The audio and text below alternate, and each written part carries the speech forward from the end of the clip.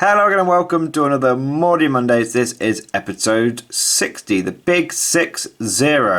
And just want to straight off the bat highlight something, guys, that I'm doing this today on my camera, the one I use for the battle reports. Slight different format to the usual pictures that I do. Reason for that is there's been a few issues with the machine spirits in my area at the moment. Internet being a little tricksy, shall we say.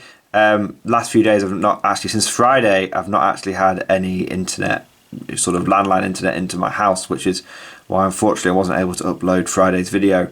Had a real doozy as well, but don't worry, it's coming, it's still recorded, guys. But basically what I'm going to have to do is I'm going to have to film on my camera and then transfer to my laptop, and then from the laptop use the hotspot on the phone. So I've had to upgrade my phone data, and then we can get the video. So this is, no matter what, guys, I will always fight through the trials and tribulations to make sure that I get that video content up for you. Hopefully it all should be resolved by tomorrow, but the engineer said that it would be resolved by today. So you never know with those pesky old internet service providers. They're always a bit tricksy, aren't they? Anyway, I'm doing it on my camcorder, and I'll try and keep the camera nice and steady so there's not too much motion sickness, and we'll go through some of these models. We'll do it live, as the great, one of the greats of TV once said. We'll do it live. So here we are. So yeah, no magic of cinema, no editing. We're just going to go straight into it.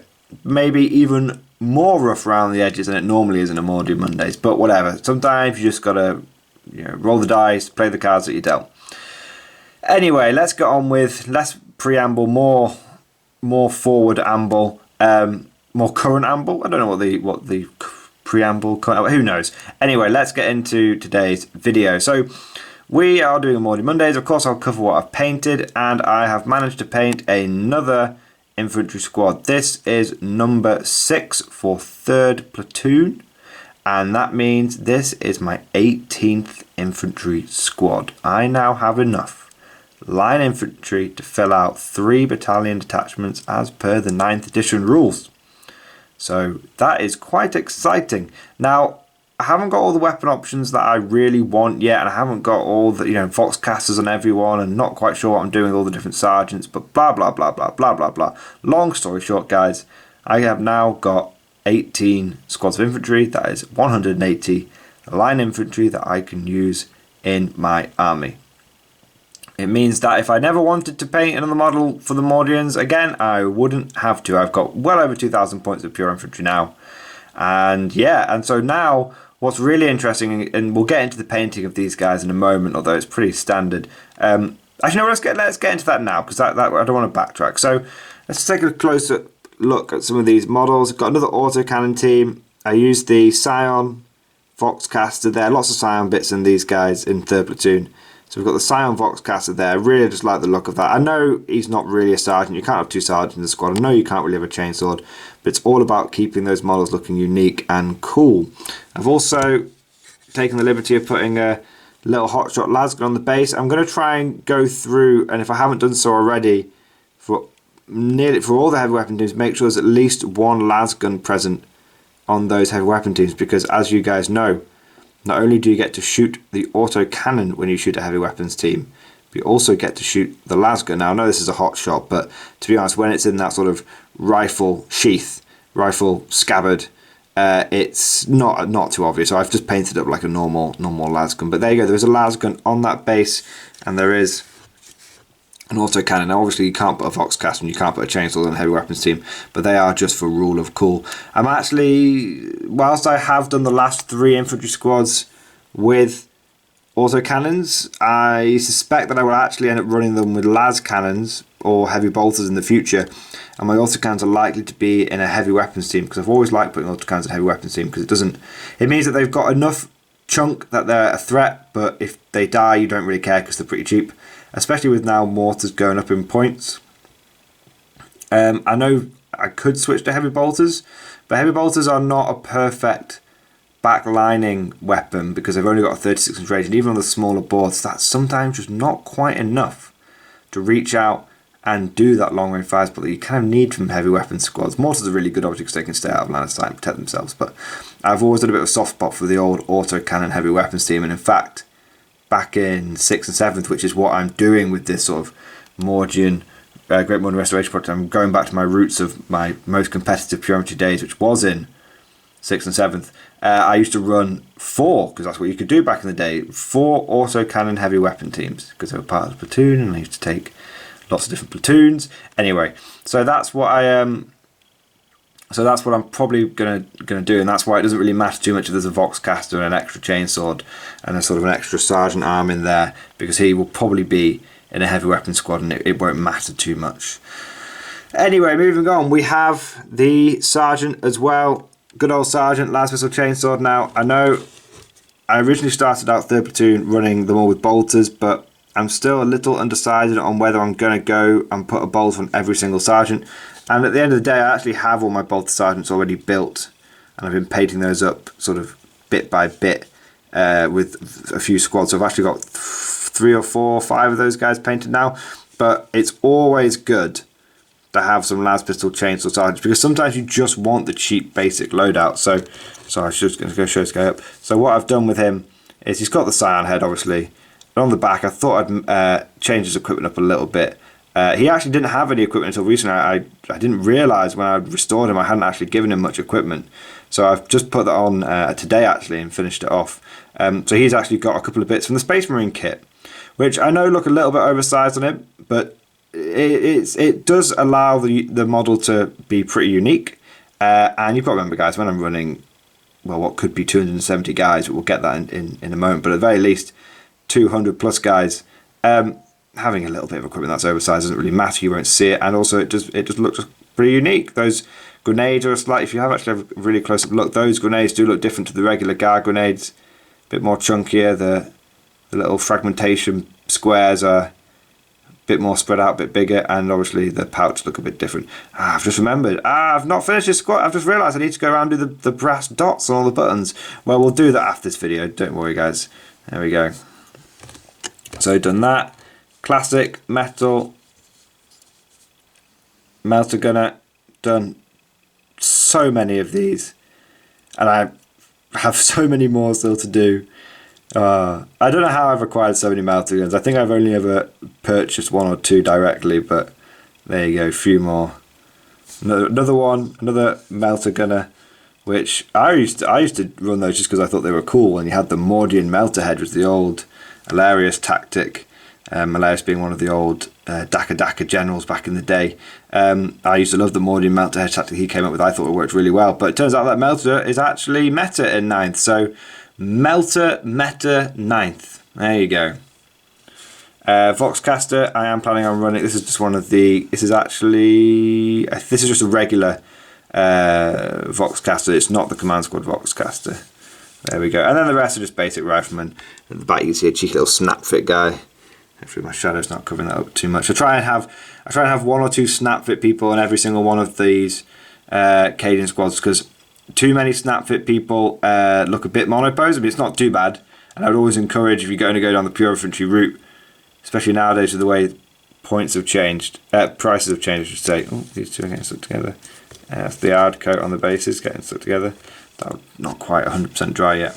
I'd always recommend bulking your force out with a lot of snap fit guys, definitely. To be honest, I'd say the vast majority of my plastic Cadians, which I think I've counted up, come to about 150 of them. The vast majority of them are either eBay rescues or snap fits. So that was how I would always build a guard army these days: eBay rescues and snap fits. Get your snap fits. You know, you've got to support the guard faction in general. With Games Workshop, got to buy a bit direct from them. I'd always buy my vehicles probably direct from Games Workshop. Doing some eBay rescues on vehicles is a lot tougher than doing it on infantry.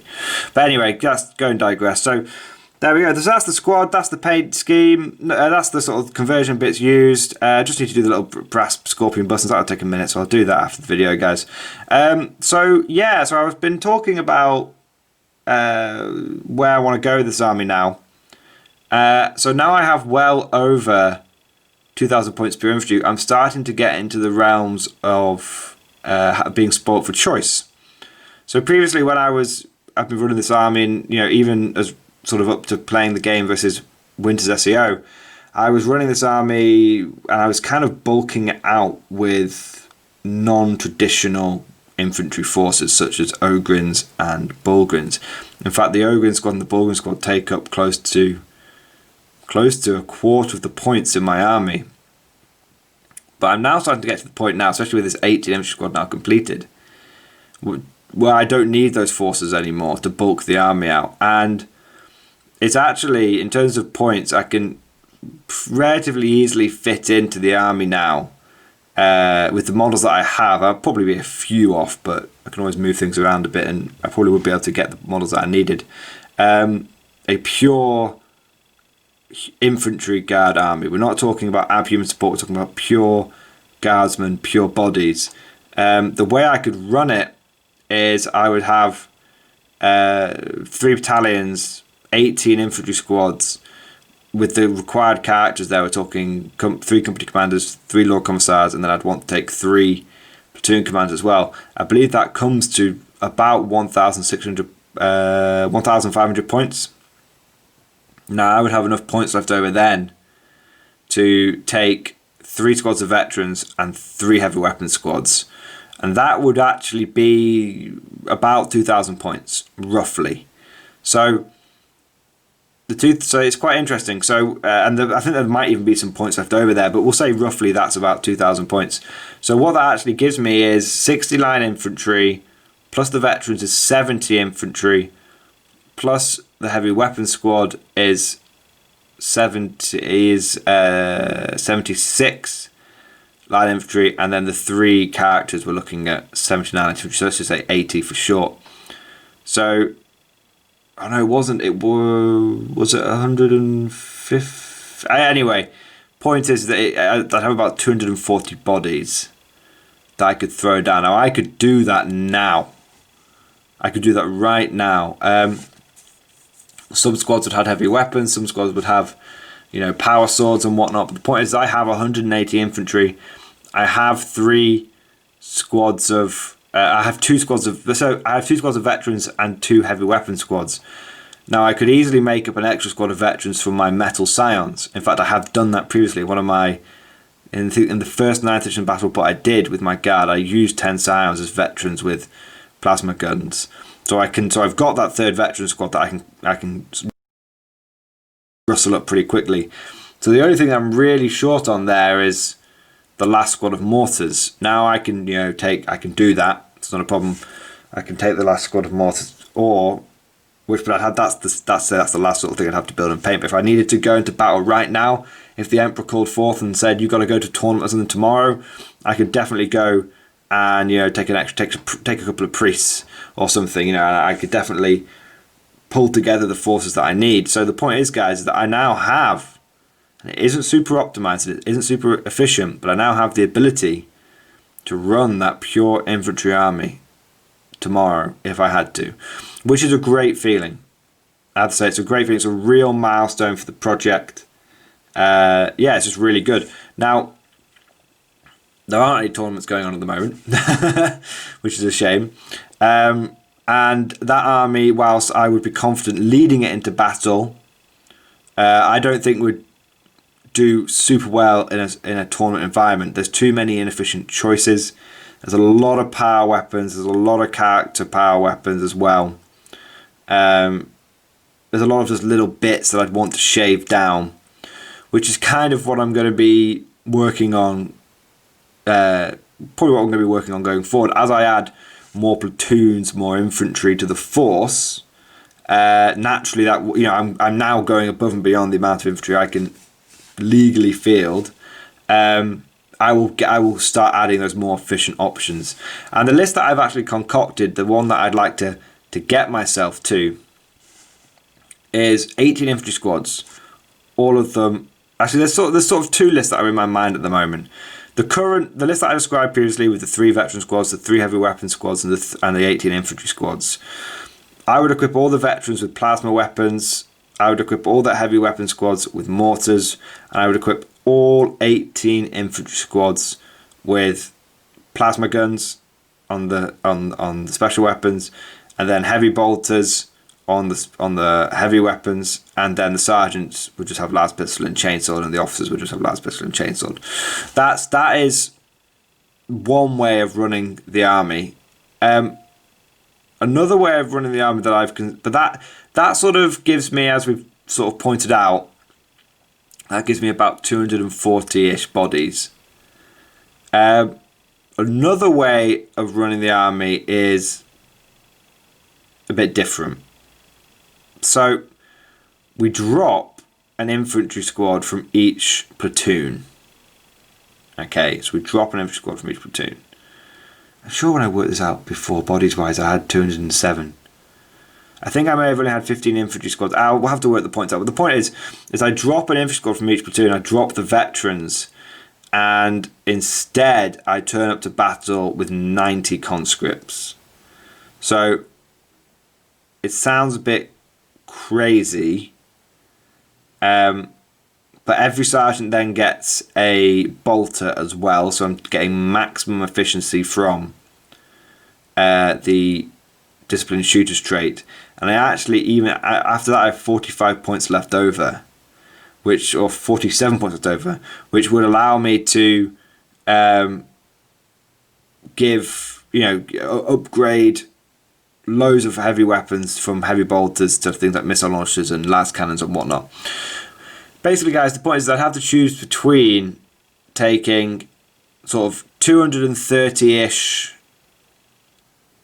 all regulars with veteran infantry, or 270 infantry but no veterans, and instead 90 conscripts, because each veteran squad's 100 points.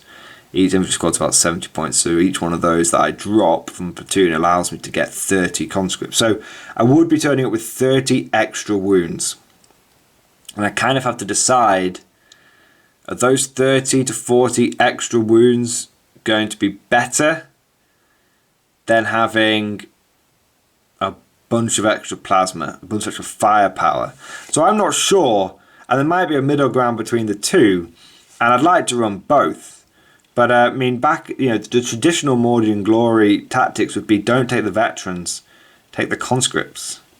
That would be the traditional Mordian glory way of playing. And I know it might sound mad, like you're giving up all that firepower for just 30 extra bodies. But what you have to understand, these are 30 bodies, and conscripts still get wilderness survivors. They still get disciplined shooters. I can use the warlord, I can use the master command trait on a commissar to get past the raw recruits rule, and I can start giving those conscripts at least one blob a turn, first rank fire, second rank fire. So I'm not sure, and veterans out in the open with plasma will just get deleted, utterly deleted. I could outflank one with the Dagger of Dusaka, I could outflank another with a CP, but I'm already low on CP. Yeah, so it starts getting a bit not sure what I'm doing. Yeah, so I'm not sure, guys. I think I'll hopefully, that's the dream anyway. The dream is to have all that infantry painted back up. So there you go, guys. That's sort of the competitive side of things. Just going to wrap this up now with a sneak peek for next week and a sneak peek into the future. So for next week, I'm going to be working. I've actually already made a good head start. I'm going to work on the officers for 3rd platoon. So this is going to be the company commander, one of my favourite guard models of all time. Thought I'd make him stand out a little bit, give him some blue armour. Actually really like the way the blue armour and the green works. Maybe I should have done that on all the models, but it's a bit late to go back now, 280 models into the scheme. So I think it actually maybe looks a little bit too blue, maybe a bit too ultramarine, maybe the other way. Yeah, anyway, point is that it'll all darken down with the washes and the edge highlights and whatnot. So yeah, I'm gonna get this guy done next week.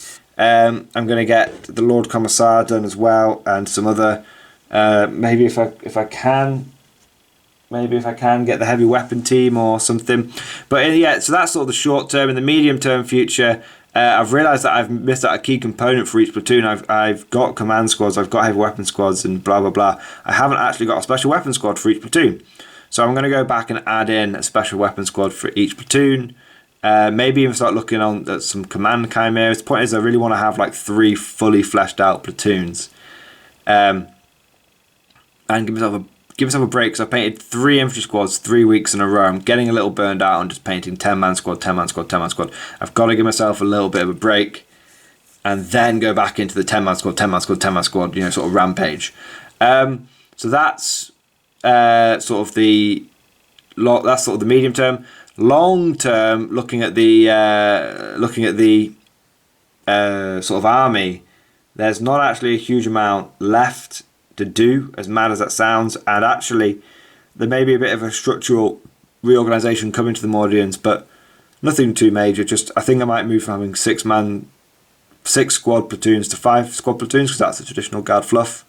Doing that will free up 3 infantry squads. It'll mean that actually, when all said and done, I'll have 3 full metal original Mordian platoons backed up by 3 converted plastic Cadian platoons, and that'll be 2 companies, a pure Mordian company and then a converted Cadian company, and then I just need to find the 3rd company to complete the battalion, which will complete the minimum sized sort of regiment size. I mean, I could probably say I've got a minimum sized regiment now if I reorganised it, along platoon lines or whatever, but if I took bare bones traditional platoons, just a 25 men each platoon, I've easily got 3 companies and whatnot. But I'm not doing a minimum sized regiment. I'm doing a medium sized regiment. So 3 fully fleshed out companies which form into 1 battalion, one battalion forms into 1 regiment.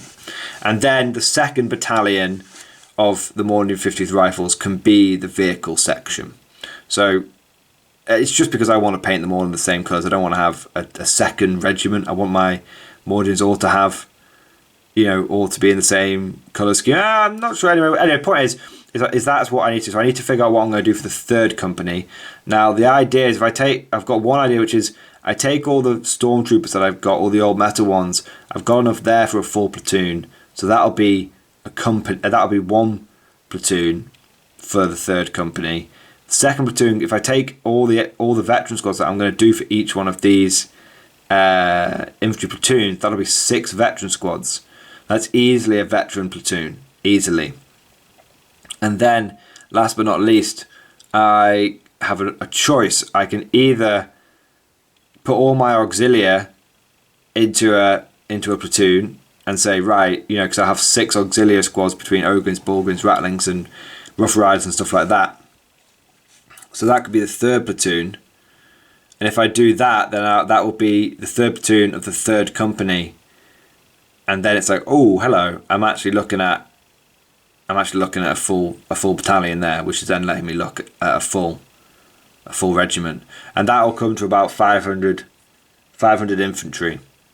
So that would be 500 infantry would be the Mordian 50th Rifle Regiment. Then obviously I have to decide if it's that would be the aim, and I'm already well ahead of that. I'm already I'm over the halfway mark, more than over the halfway mark of doing that.